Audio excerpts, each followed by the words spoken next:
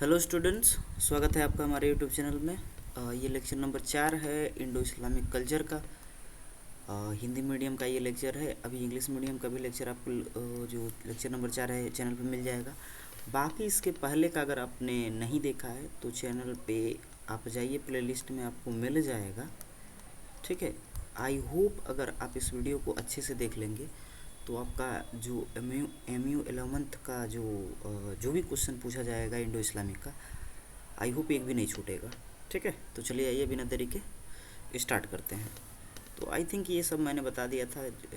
1623 ईस्वी में क्या हुआ था, जेरूसलम से मक्का की तरफ किबले का मोहम्मद सल्लल्लाहु अलैहि वसल्लम ने रुख किया था, है ना।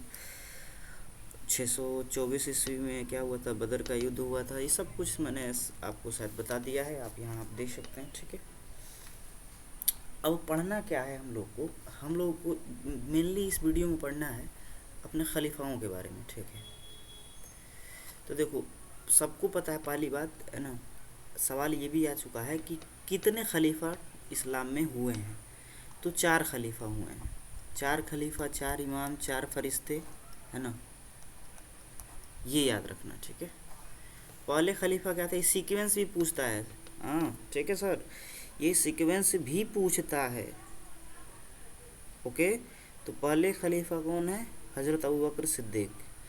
ये मोहम्मद सल्लल्लाहु अलैहि वसल्लम को पता है ना, सिद्दीक दोस्त कहे जाते हैं। ठीक है, इनका जो शासन काल रहा है 2 साल रहा है। ठीक, द्वितीय जो थे उमर, है ना, उमर फारूक थे। इनका जो शासन काल रहा है 10 साल रहा है। ठीक है, तीसरे जो खलीफा हुए हैं हज़रत उस्मान गनी रज़ियल्लाहु अन्हु हुए हैं। ठीक है, और इनका जो शासन काल है वो 12 साल, यानी कि सबसे ज़्यादा रहा है। और उसके बाद जो सबसे आखिरी खलीफा हुए हैं उनका नाम है ना, हज़रत अली रज़ियल्लाहु अन्हु। और इनका जो है कार्यकाल कितने दिन का रहा है, ये डेट भी याद रखें तो बेहतर है। उसे कार्यकाल पूछा है, अभी तक डेट तो नहीं पूछा है, बट पूछ दे, है ना, तो आपको तैयार रहना है। कितना है, 56, 5 साल। ठीक, तो ये याद रखिएगा for the sake of information.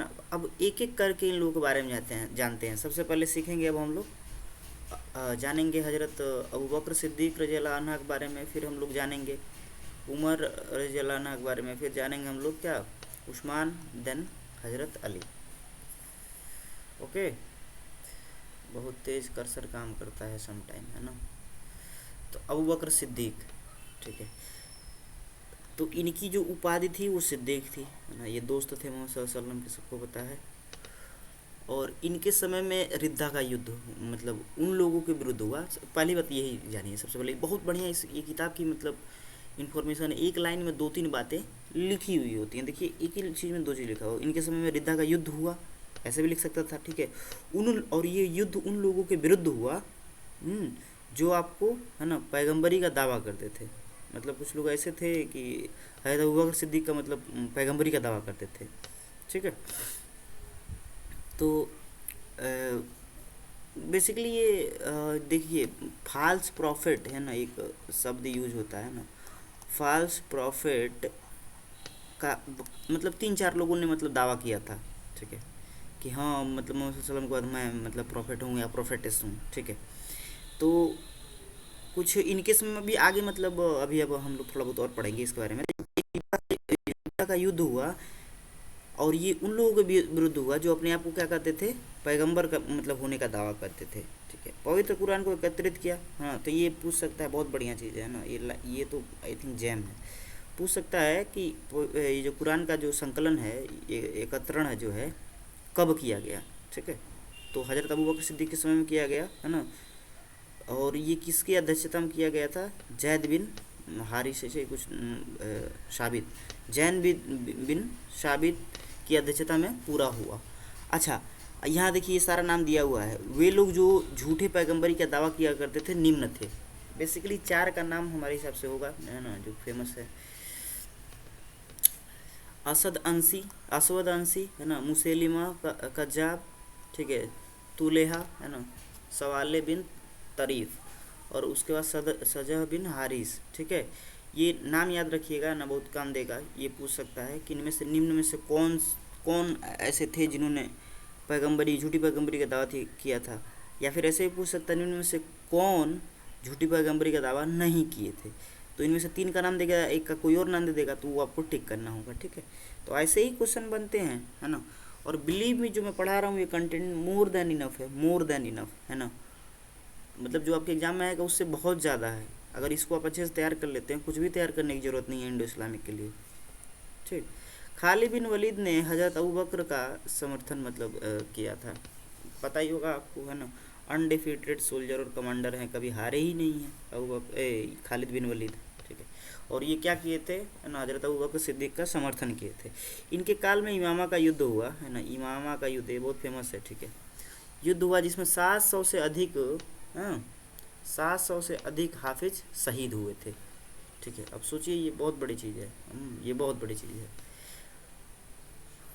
अजंदान का युद्ध भी इन्हीं के काल में हुआ। ये याद रखिएगा कि कौन सा युद्ध था जिसमें 700 से अधिक हाफिज शहीद हुए थे, तो इमामा का युद्ध हुआ था, ठीक है। और शायद इसके बारे में देखिए, एक मैं बात बता दूँ, होता क्या है, जब ये इस युद्ध में इतने हाफिज शहीद हो जाते हैं, फिर पहले क्या होता था ना, कुरान शरीफ जो थी वो लिखी नहीं गई थी, ठीक है।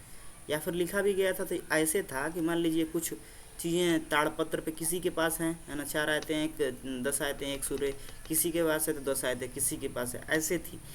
तो ये जब इमामा का युद्ध हुआ, इतने हाफिज शहीद हुए थे, हजरत अबू बकर सिद्दीक ने सोचा कि मतलब इन्हीं खलीफाओं में से मतलब लोगों ने सोचा कि इसका संकलन करना बहुत ज़रूरी है ना। संकलन इन द सेंस एक बुक के फॉर्म में कंपाइल करना बहुत ज़रूरी है। फिर उसके बाद इसको बुक के फॉर्म में कंपाइल किया गया, ठीक है। अच्छा, अब हजरत उमर, है ना, फ़ारूक रजी अल्लाह अन्हा के बारे में हम लोग चलिए जानते हैं। तो इनकी उपाधि क्या थी, लक़ब क्या था भाई, उपाधि क्या थी? फ़ारूक थी, है ना। ईरान, सीरिया, मिस्र आदि जैसी बड़ी बड़ी प्रांतों को इस्लाम के लिए इन्हीं के काल में जीता गया, ठीक है। देखो, ये सबसे बड़ा बड़ा जो अम्पायर था, है ना, ईरान, है ना, पर्सिया जिसको बोलते हैं, सीरियन एम्पायर, है ना, मिस्र, तो ये सब किसके समय में जीत लिया गया था? इन्हीं के समय में जीत लिया गया था। हज़रत उमर ने 638 ईस्वी में, है ना, जजीरा जीता और पूरी सीरिया जीत लिया, है ना। जजीरा समझते हैं आप लोग, जजीरतुल अरब, ये वो आसपास का जो पूरा अरब का इलाका है, ये पूरा जीता और पूरा सीरिया को भी इन्होंने जीत लिया। इनके मुख्य सेनापति खालिद बिन वलीद थे। खालिद बिन वलीद, नाम ही सुन के एकदम आग लग जाता है। बैतुल माल का गठन किया, है ना। बैतुल माल देखिए अभी भी सिस्टम चलता है, जमात वगैरह में जाते हैं ना, तो अभी भी इसका सिस्टम चलता है बैतुल माल का, बहुत अच्छी चीज़ है ना। और भी ऐसा नहीं है कि सिर्फ उसी से रिलेटेड है, और भी चीज़ों से ये रिलेटेड है। जजिया कर को, है ना, शक्ति से लगाया। जजिया कर आप समझते हैं, जो नॉन मुस्लिम होते हैं ना, जैसे बहुत लोग इसको नेगेटिव लेते हैं, तो जो नॉन मुस्लिम होते हैं उनकी सिक्योरिटी का जिम्मा लेने के लिए ये कर लगाया जाता है कि भाई आप हमको टैक्स दीजिए और आप मतलब सिक्योरिटी आपकी हम मतलब हमारी जिम्मेदारी होगी, है ना। तो ये मतलब इसलिए लिया जाता था जजिया कर, ठीक है। हिजरी कैलेंडर को लागू किया, ठीक है, जो चालू हुआ था, है ना, हिजरत के बाद 622 ईस्वी में, ठीक है, उसको इन्होंने लागू किया। एक गुलाम अबू लुलू फिरोज ने इनका कत्ल कर दिया था, ठीक है। तो इनका जो देहांत था, है ना, वो कैसे हुआ था? एक गुलाम था, उसी ने इनका कत्ल कर दिया था, ठीक है। होता है अक्सर ऐसा, है ना, कि साथ रहने वाले ही धोखा दे देते हैं। अगला देखिए, हजरत उस्मान गनी रज़ी अल्लाह अन्हु, ठीक है। इनकी 2 उपाधियाँ थी, है ना, जुन्नुरैन और क्या था द्वितीय? गनी, ठीक है। गनी बहुत मालदार थे, है ना, ठीक है, इसीलिए इनको उस्मान गनी बोला जाता है। इनका मुख्य सेनापति सीरिया के गवर्नर हजरत अमीर मुआविया थे, है ना। अभी ये मुआविया के बारे में भी कुछ चीज़ें यहाँ नीचे लिखा होगा, देखिएगा। अफ़गानिस्तान, है ना, तुदारिकिस्तान, खुरासान को इन्होंने जीता, है ना। आर्मेनिया, आज़रबाईजान, है ना, एशिया तट के को इस्लाम क्षेत्र में मिला लिया। तो ये जो भी क्षेत्र था, ये पूछ दे अगर किसके समय में या किन्होंने इस्लामी मतलब रियासत में मिलाया, है ना, इस्लामी एम्पायर में मिलाया, तो आप ये याद रखिएगा, ठीक है। ये याद रखिएगा कि ये हज़रत उस्मान के समय में जीता गया था, ठीक है। अच्छा, यहाँ देखिए बहुत बढ़िया बढ़िया चीज़ लिखा हुआ है। यही पहले खलीफा थे जिन्होंने आइलैंड साइप्रस को जीता है ना। ये साइप्रस जो आइलैंड है उसको इन्होंने ही सबसे, यही पहले इंसान थे जिन्होंने जीता, ठीक है, सबसे पहले ये इंसान थे जिन्होंने उसको जीता। उपर्युक्त से साफ है कि इस्लामिक राज्य अपने चरम सीमा पर पहुंची, ठीक है। इन सब चीज़ों से क्या समझ में आ रहा है कि इस्लामिक जो एम्पायर थी है ना, वो एकदम अपने पीक पे थी। इनका कत्ल कुछ लोगों ने किया जिनके नाम का सही जिक्र नहीं मिल पाता, ठीक है। तो इनका कत्ल कैसे हुआ कुछ लोगों ने किया, लेकिन कुछ आइडिया नहीं है ना। मैं बुक का ही लैंग्वेज फॉलो कर रहा हूँ, तो बाई द वे अगर कुछ है ना खलीफाओं के बारे में, कोई भी चीज़ के बारे में अगर कुछ कोई चीज़ मतलब निकल जाए जो ठीक ना हो है ना, तो डोंट बी ऑफेंड है ना। आप है ना उस चीज़ को लेकर ऑफेंड मत होइएगा, है ना। I am doing for you so that आप एग्ज़ाम में अच्छा करें हैं। मैं कोई आलिम तो हूँ नहीं, है ना। तो एक दो शब्द इधर उधर हो जाए तो उसके लिए मैं ना माजरत चाहूँगा, माफ़ी चाहूँगा, ठीक है। अब जान लेते हैं अपने चौथे खलीफा के बारे में, जो तो कौन है, हज़रत अली, ठीक है। इनकी उपाधि सबको पता है, शेर खुदा की उपाधि दी गई थी, ठीक है। इन्होंने अपनी राजधानी कुफा में बना ली थी, ठीक है। इन्हें इल्म का दरवाज़ा कहा जाता है, सबको पता है ना। ये इनके इल्म के बारे में सबको पता है, कितना मतलब आई थिंक अब इसी से समझ सकते हैं आप लोग, इल्म का दरवाज़ा कहा जाता है इनको, है ना। इनको एक संगठित ग्रुप है ना, हज़रत हज़रत अमीर मुआविया, हज़रत आयशा, हज़रत तलहा, हज़रत जुबैर के विरोध का सामना करना पड़ा था, ठीक है। तो ये जो इतने लोग थे, इन सब का मतलब विरोध हुआ था, है ना, इनके खिलाफ। इस्लाम में प्रथम गृह युद्ध है ना, देखिए फर्स्ट है ना सिविल वार कब हुआ था, 656 ईस्वी में हज़रत अली और इनके सहयोगी तथा मुआविया और इनके सहयोगी के मध्य हुआ, जिसे जंग जमल कहते हैं। ये युद्ध बहुत खतरनाक है, ठीक है। अगर इसके बारे में थोड़ा बहुत और पढ़ना चाहते हैं तो आप जाकर विकिपीडिया वगैरह पे कहीं पर भी पढ़ सकते हैं। बहुत इम्पॉर्टेंट ये युद्ध है जंग जमल, है ना। जिसमें मतलब क्या हुआ था, आप सोचिए, ये मुसलमान ही आपस में लड़ रहे हैं ना, गृह युद्ध एक हो रहा है, ठीक है।